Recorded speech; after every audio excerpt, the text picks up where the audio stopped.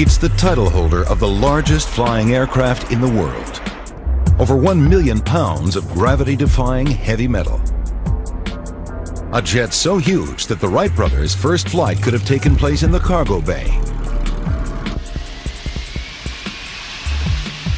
The 6 engines on this giant produce over 300,000 pounds of thrust, making it the world's most powerful aircraft.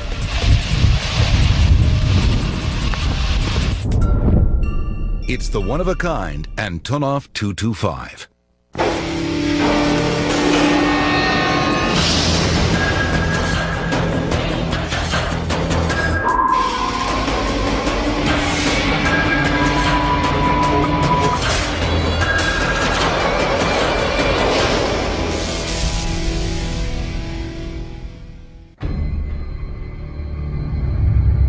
It's a gigantic jet with dimensions that defy belief. Fully loaded and fueled, this beast weighs more than 1.25 million pounds. It seems to defy gravity as well as it lifts that massive bulk into the skies.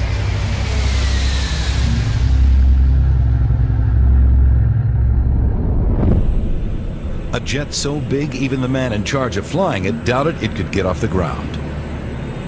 The first time I saw the aircraft in the assembly hangar, I said, it is not possible. It is not possible that this aircraft can be airborne. Its wingspan reaches 290 feet. The diameter of the fuselage, 63 feet.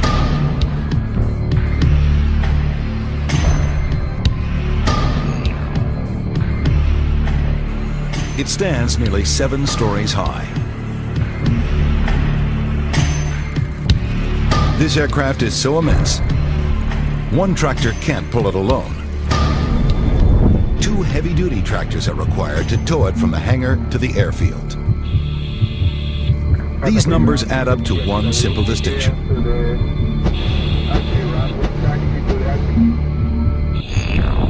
The Antonov 225 is the largest jetliner in the world.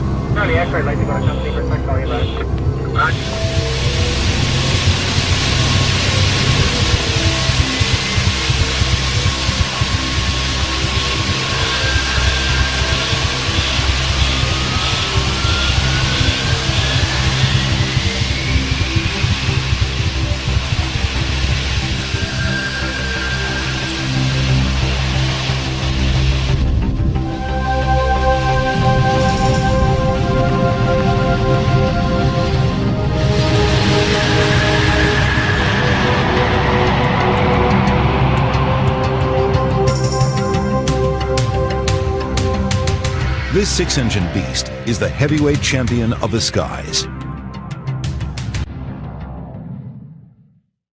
Imagine a jet so gargantuan that it would barely squeeze between the goalposts on a football field. To put it in everyday perspective, the Antonov 225 dwarfs the most prolific jetliner in the world, the Boeing 737. And at 276 feet long, the 225 is 45 feet longer than the largest passenger jet, the Boeing 747-400.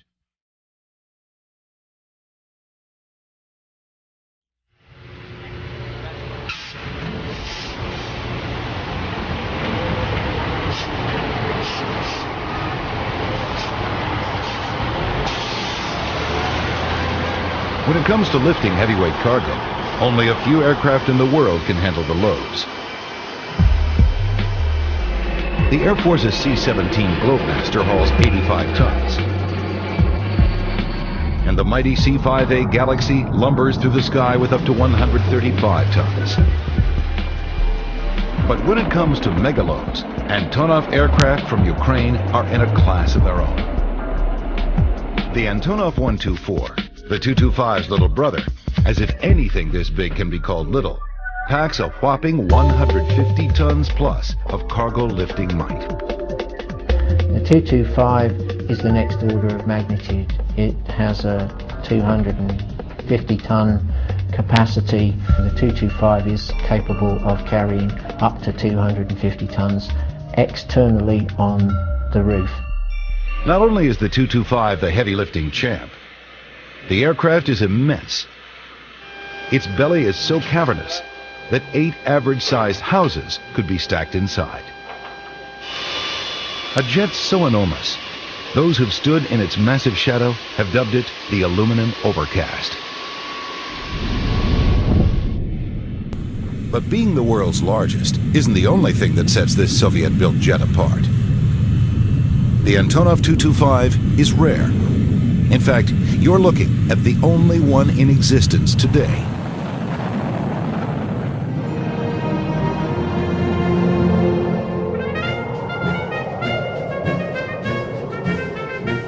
The 225 has a story. A tale of creation, desolation, and then a phoenix-like rebirth from the economic ashes of the former Soviet Union. The saga surrounding this one-of-a-kind jet truly sets it apart from all other flying machines.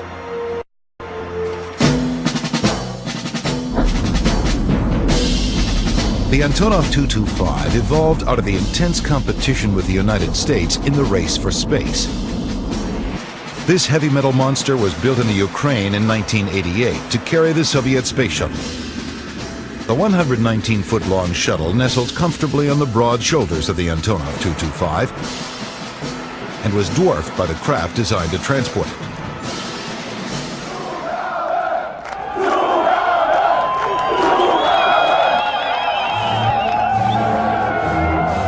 Unfortunately for the 225, size isn't everything. In 1989, the Berlin Wall fell, and by 1991, the Soviet Union itself would be history. And not even size could save the Antonov 225 from the economic woes of a country in transition. Their space program was canceled, and this awe-inspiring jet was decommissioned and demoted to the biggest junk pile in the world. They parked the aeroplane in a corner of the test facility at Gostomel, and they were watching this wonderful asset falling into disrepair. It would be nearly a decade before the mighty Antonov 225 would defy the odds and gravity once again.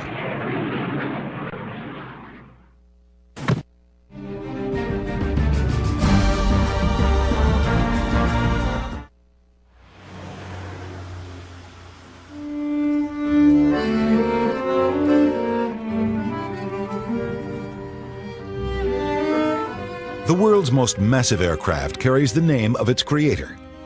The name of a man whose passion for flight began in the days when Tsar Nicholas II ruled Russia, and aviation science was in its infancy.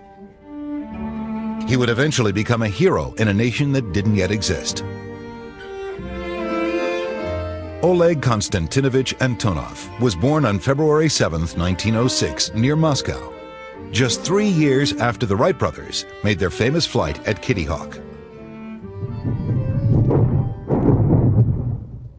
As his country weathered World War I and then the Russian Revolution, young Antonov kept his head in the clouds. He collected World War I airplane parts, and this fascination with flight led him to design his first glider. Oleg Antonov built his first flying machine in 1923 in H-17. It was glider. It was not very successful glider, but during next 15 years, Oleg Antonov built a lot of gliders which were on the world scale and keep some Soviet and world records. He honed his engineering skills at the Leningrad Polytechnic Institute and graduated in 1930. He then worked as chief of design at various Soviet factories, developing more than 30 types of gliders. He was very talented engineer, and especially in aerodynamics. During the Second World War, Oleg Antonov, he was deputy chief designer for Mr. Yakovlev, a famous fighter designer. But it was not enough for him. On his free time, if he had free time, he designed his own construction, and one of that was famous in future Antonov 2 biplane. This little plane, the Antonov 2, displayed outside his Kiev office, is the one that eventually led him towards the heavy-duty cargo jets that bear his name today. Project was supported by Mr. Yakovlev and by Ministry of Aviation Industry, and the first prototype was built in Kiev factory and flew in 1946. Aircraft was good, successful, and government designed to start big-scale production. Antonov established his own design bureau in Kiev. The objective was to construct a plane that could withstand the rigors of flight all over the vast Soviet Union, something that could dust crops in the Ukraine, as well as deliver mail to the frozen wastes of Siberia. 18,000 of these workhorses were built, and many still do their jobs today. Antonov's ability to design aircraft that perfectly fulfilled Soviet needs led to a friendship with Nikita Khrushchev and some status in the USSR. Not just anybody gets an office like this in the Soviet Union. Antonov's office is preserved like a shrine and is packed with vintage Cold War-era trappings, secret recorders, complex communication systems, and hidden panels revealing low-tech tricks of the engineering trade. All speak volumes about Oleg Antonov and his vital role in Soviet aviation. From this office, Antonov continued to design planes, and those planes kept getting bigger. Thanks to this man, the Ukraine holds the little-known distinction of consistently producing the biggest planes in the world.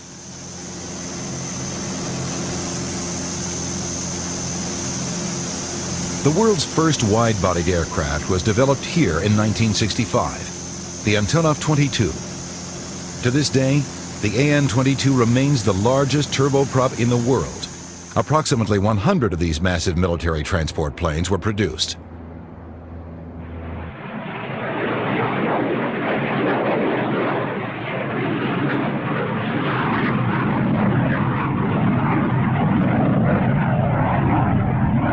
Then came the ironically named little brother to the biggest jet in the world, the Antonov An-124.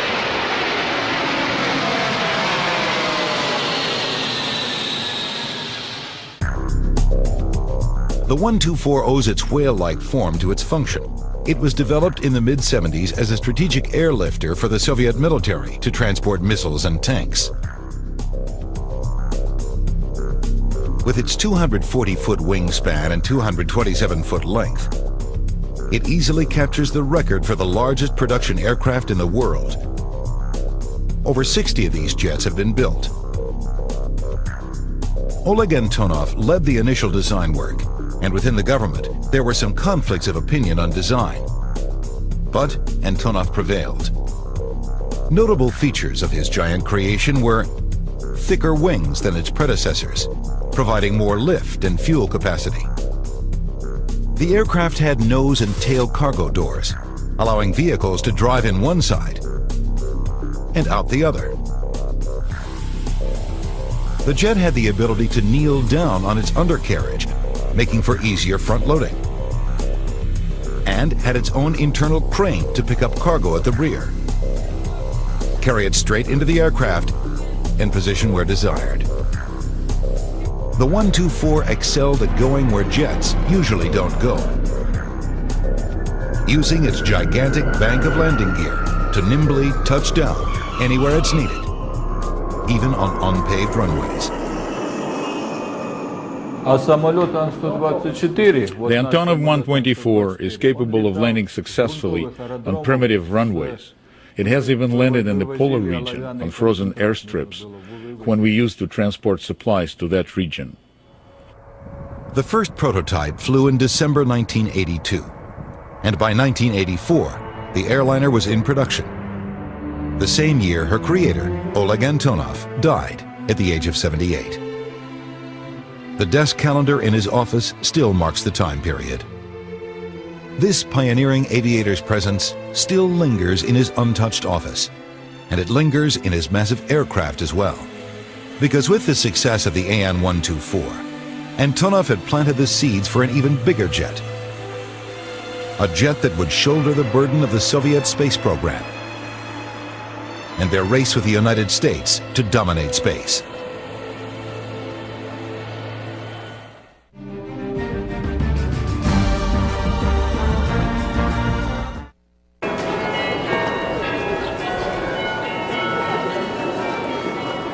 One thing is certain. In the former Soviet Union, bigger was always better. From colossal statues to humongous helicopters, largeness reigned supreme. The Cold War competition with the West was fierce, and Antonov's designers strived to outdo the Americans. I remember that all time we compete with United States in transport aircraft. United States built Hercules, we built Antonov 12, we built Antonov An-124, United States built C5, we built Antonov An-124, and after that we built just Antonov An-225. And I don't know, maybe United States don't need bigger plane, and they do not build anything more bigger than Antonov An-225. Nowhere was the competition more intense than the race for space. The Soviets were developing their own space shuttle called Buran, which means snowstorm in English. Its design looks similar to America's space shuttle. Soviet engineers had attempted to design something different. But in the end, a straight aerodynamic copy was selected. There are, however, significant differences. Buran has no main engines, so it has more payload capacity. And it relies entirely on external rocket boosters to achieve orbit, allowing it 4 times greater lifting power for cargo. Unlike America's shuttle with main engines and external tank and solid boosters, Buran uses liquid fuel boosters that are throttle controlled and turned on and off to avoid blow-up disasters like the 1986 Challenger tragedy. By the mid-80s, the Soviet shuttle program had fallen behind schedule, and they were desperate to keep up with America's program. The Soviets lacked a vehicle large enough to transport Buran. So in 1985, design began on the Antonov An-225. It was necessary to create and design a system and vehicle to carry the space shuttle from the manufacturing plants of the Soviet Union, which are located a long distance from the launch pad. The Soviets wanted this big boy built fast and on a tight budget. We had very, very strict requirements to construct this aircraft as quickly as we could and with as little expense. It was all due to the fact that the United States already had their space shuttle and the USSR lagged behind. The pressure was on for the Antonov Design Bureau. So they decided to modernize the Antonov An-124, to upgrade it, and use the An-124's existing assemblies and parts to create a bigger, more effective jet for the purpose of moving the shuttle. Nicknamed Mriya, the Russian word for dream, the Antonov An-225 grew from the technology that built its little brother. Looking at the 225, you can see that it has many similarities to the Antonov An-124. There is a commonality between the two aircraft. The cross-section is identical to the Antonov An-124. The wing panels of the 225 are actually identical to the 124. And the engines are the same as Antonov An-124. There are 6, though, instead of 4.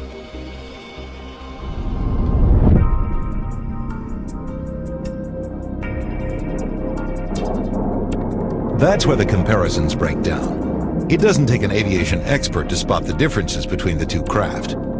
Most of them have to do with size and power. There was a change of the tail unit. It's a twin fin tail to compensate for carrying Buran on top of the aircraft. There is no aft cargo door because of the length of the fuselage, and we increased the number of rear landing gear struts. We have 7 on each side for the Antonov An-225, with a total of 32 tires, including front landing gear.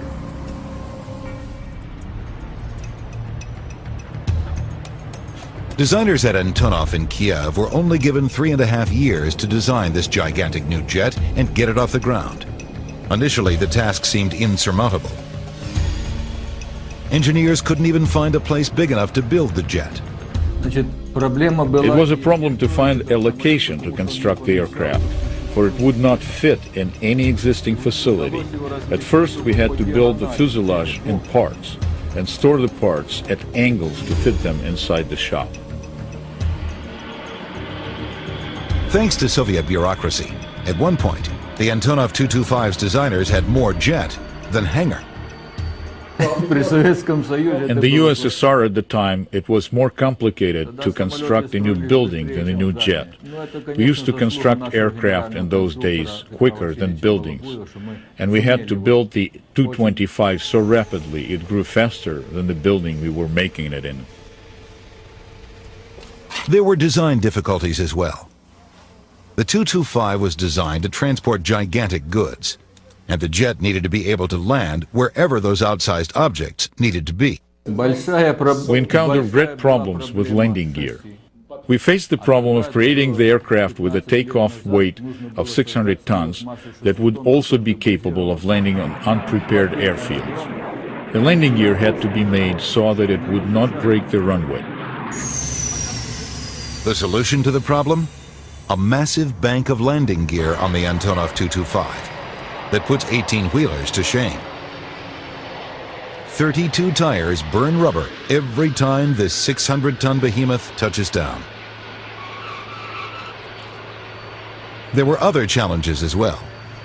The head designer recalls one whoops moment when the jet was nearly complete. When the aircraft was constructed, it turned out that it wasn't possible to install the Buran on top of it. We had no cargo handling equipment back then, and the crane on the field was not able to install it. So engineers quickly designed a special crane to lift the Buran 60 feet onto the An-225's back. The An-225's designers overcame the massive difficulties associated with their massive aircraft and met their deadline.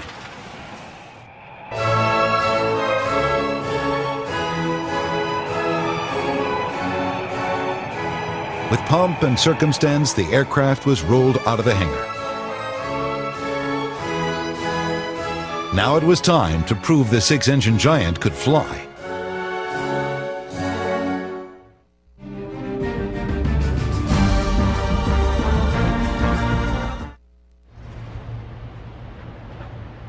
The Antonov Design Bureau labored hard to meet the strict Soviet government deadline for the An-225.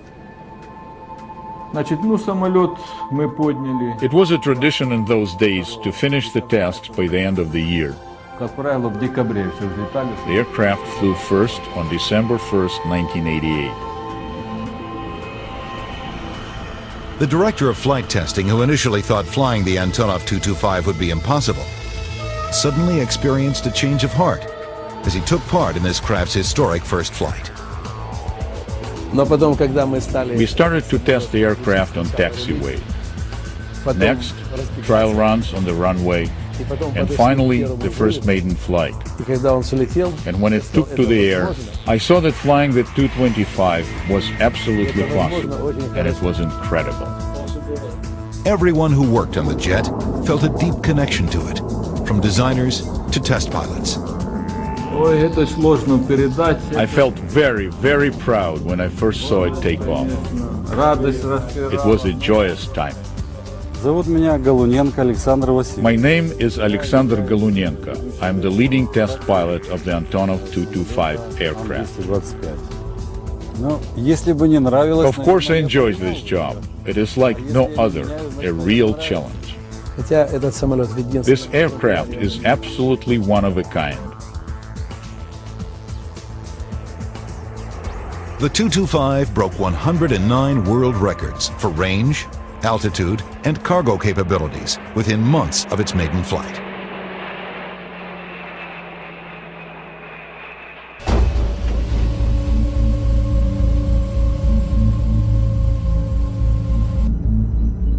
In 1989, the aircraft accomplished the mission it was designed for. It flew with a 90-ton Soviet space shuttle, the Buran, attached to it externally for the very first time.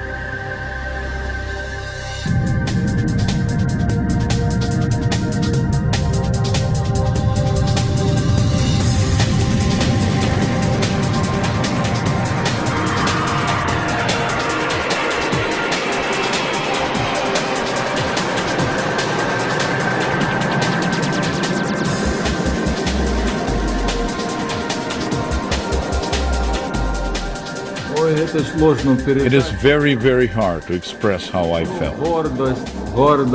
Proud. I felt joy.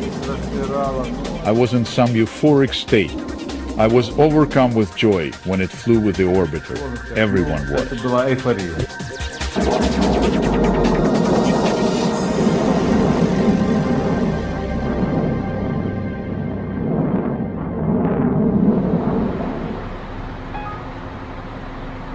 The 225 with Buran attached made its debut to a worldwide audience at the 1989 Paris Air Show.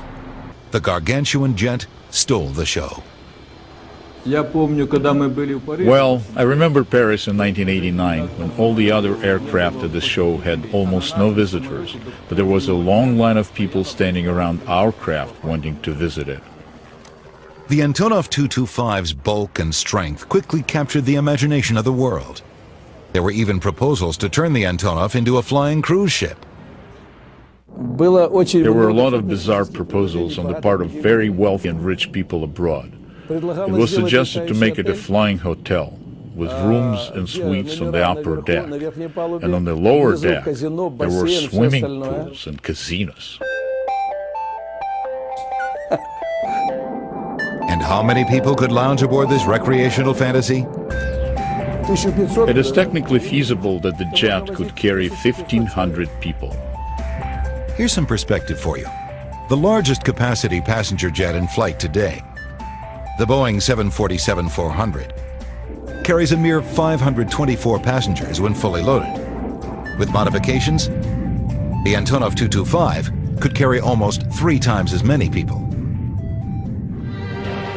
Buran ended up making only one spaceflight, and the 225 had only been airborne for a few short years when an event took place that changed the world and grounded all grandiose dreams about the future of this giant jet. In 1991, the Soviet Union collapsed, and the Soviet Union space program, which included this aircraft, lost its financing. Boris Yeltsin canceled the space program due to lack of funds, and for another reason. Turns out the project manager was one of the planners of the attempted 1991 coup.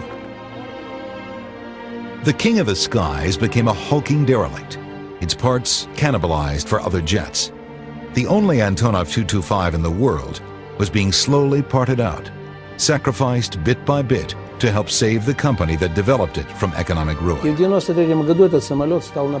was grounded because of lack of funds, and it stayed idle for 8 years.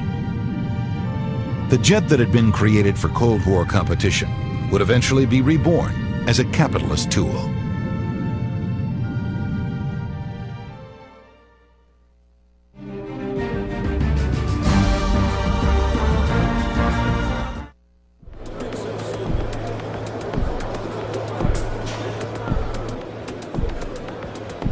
With the fall of the Soviet Union, the Antonov Design Bureau was forced into the survival mode. In order to stay in business without government money, they turned to their fleet of giant airliners. We began marketing the main aircraft in our fleet, the Antonov An-124, which allows us to carry outsized and heavy cargo. Creating Antonov Airlines they formed a partnership with the London-based company Airfoil Heavylift that handles the booking of orders, scheduling, and flight routing. Together, they fill a niche using Antonov's ultra-jumbo jets that no one else can. Their major Western competitors use 747s, but they aren't large enough to handle bulky, outsized cargo. Before long, Antonov was transporting everything from power station generators to auto racing crews, cars, gear and all, to points all over the world. Oh, it's pretty well a case of you name it, we've carried it.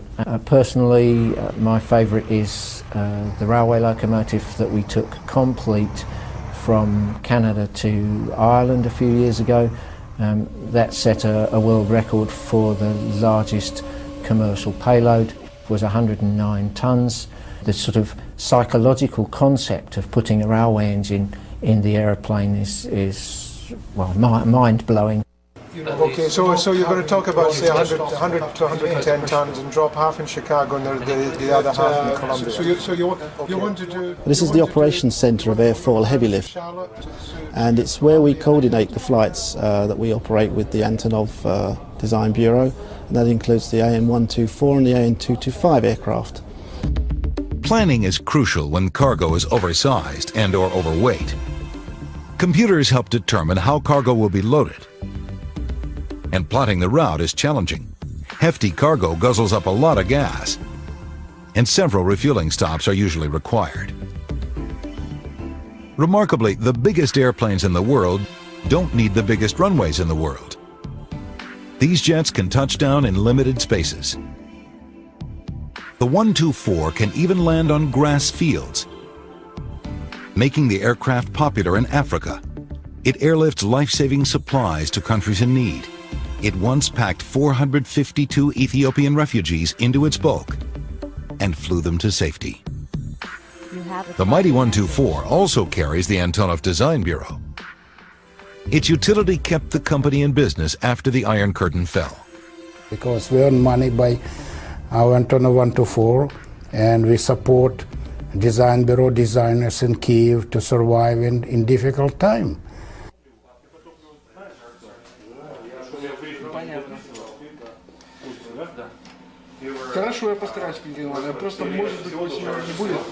Their survival turned into a robust business. By the late 90s, the company was receiving requests to carry loads weighing more than 150 tons, the maximum carrying capacity of the Antonov An-124. We gained enormous experience in the commercial service and operation of the 124, and we came to the conclusion that there is a range of even bigger cargoes than the 124 can hold. Opportunity was calling for the 225 and its massive capacity. But it was rusting in a nearby field. Company leaders realized it could fill the demand of lifting megaloads.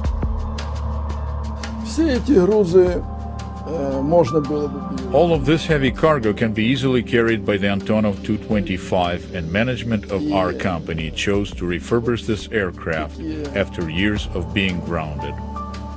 The Antonov Design Bureau decided to return the airliner to the skies, and they set an ambitious goal. The mighty Antonov 225 would make its second debut at the Paris Air Show. But after sitting idle for 8 years, the 225 would need extensive restoration before it could fly again.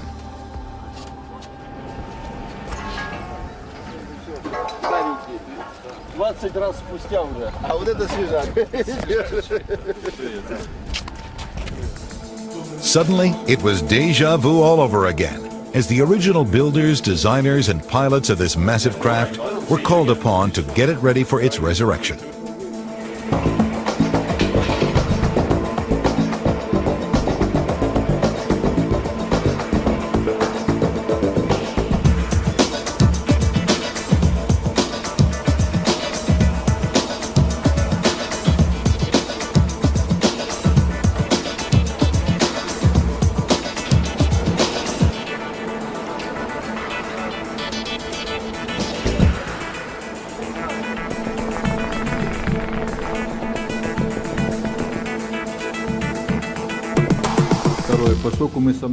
Now we are facing the problem of certifying the aircraft.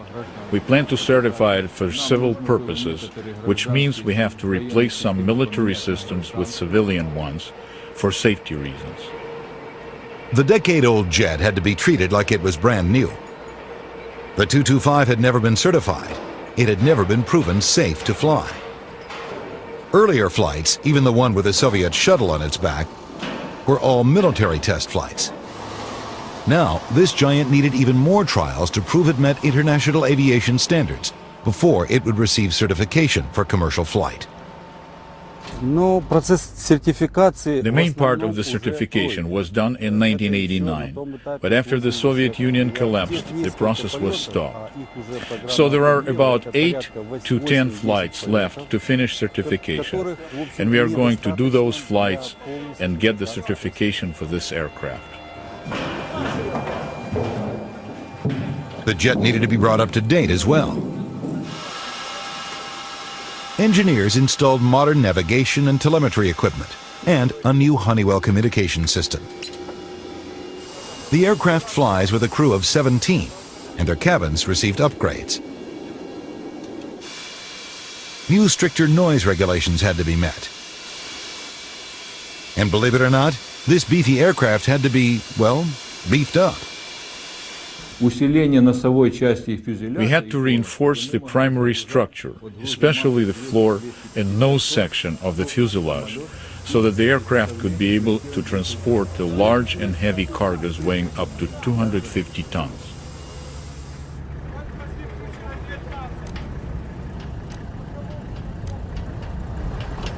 Every one of these improvements would prep this big jet for the long haul.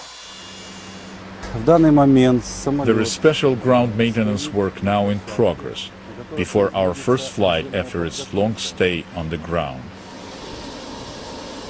The 225 received 6 new Ukrainian-built engines that together produce over 300,000 pounds of thrust.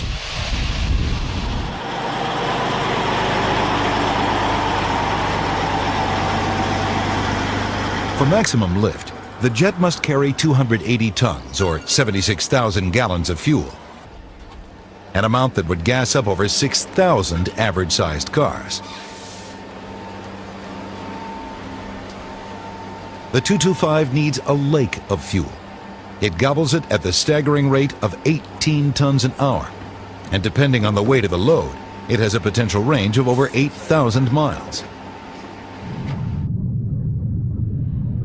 That's the distance between New York and Hong Kong.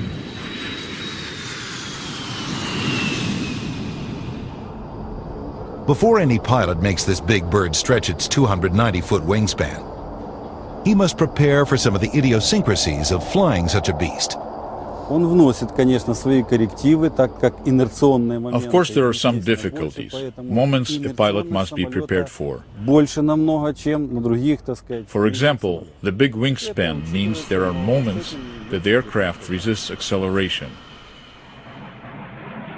The wings are so enormous, they effectively must lift themselves first, and then the aircraft. Consequently, any change in flight speed can be tricky for the crew.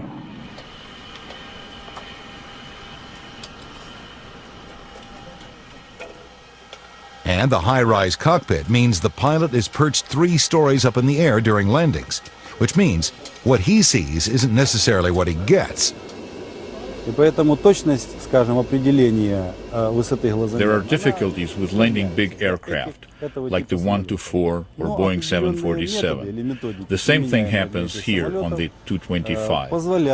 For example, the eyes of the pilot are about 10 meters off the ground when landing, so he has to rely on instruments to land instead of what he sees.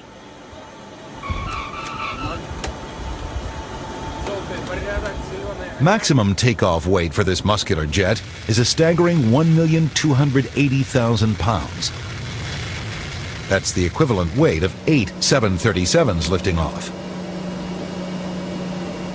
Would a pilot need brawn of his own to bully that 640 tons of aluminum, fuel, and cargo into the skies? No, it's quite curious. Everyone who sees the aircraft for the first time has asked me that question. It seems there should be a big man, a big pilot, to operate this big aircraft.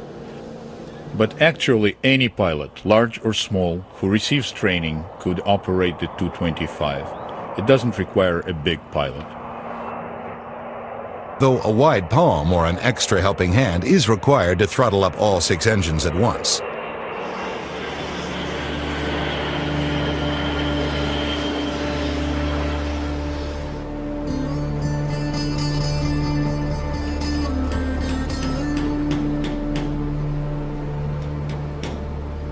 Within a year of rescuing the 225 from mothballs, and after replacing cannibalized parts and updating systems, the men who originally built the jet have their pride on the line.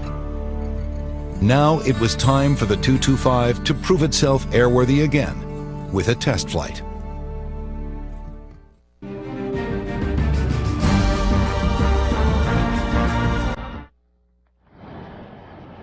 $20 million was spent upgrading the Antonov 225.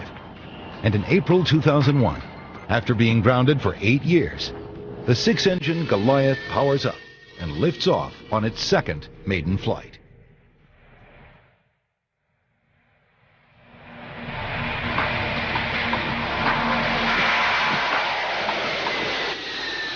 With the world's largest airlifter flying again, the Antonov Design Bureau makes plans to take every advantage of the 225. The aircraft packs a lot of capacity, with cargo lifting muscle of more than 500,000 pounds. And its 140-foot-long cargo hold could swallow up the entire fuselage of a Boeing 737. Engineers are studying the 225 as a possible way to move 737 airframes to and from various manufacturing plants thousands of miles apart. And the jet is unique in that it can carry cargo on top, as it did with the Soviet shuttle. In design now are aerodynamic modules that will ride on top of the aircraft where the shuttle used to. These will carry items too bulky for the 225's immense cargo hold.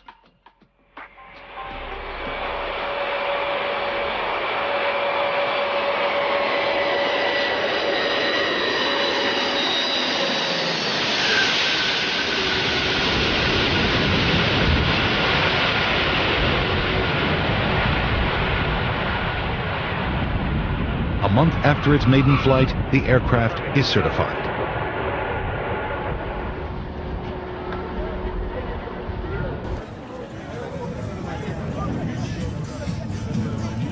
It's a proud time for the Ukrainians. In a grand ceremony attended by Ukraine President Kuchma, the aircraft receives its certification for commercial operation. A few weeks later, their hard work pays off, and they achieve their goal. Ladies and gentlemen, good afternoon. Good afternoon. Welcome to the Borsche airfield.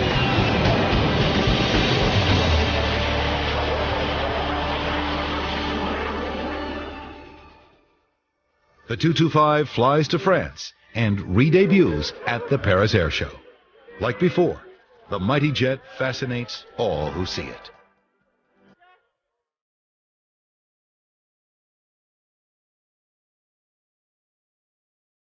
But this time, the 225 represents commerce instead of cosmonauts.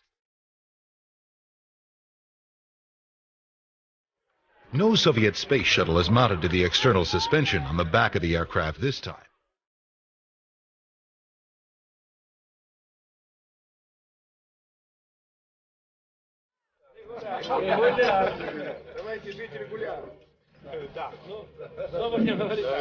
Instead, the Antonov crew busily networks in hopes of eventually hauling other countries' goods in their one-of-a-kind creation.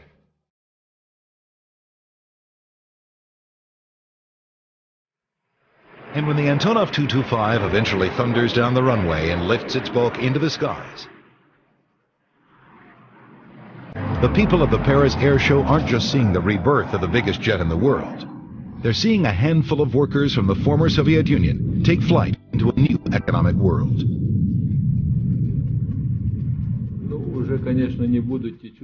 The feelings for me are not that much different from the feelings from its first flight.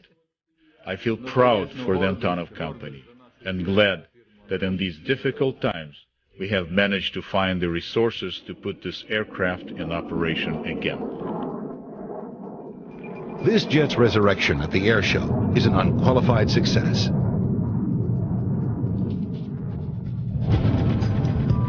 "13 years since its first flight.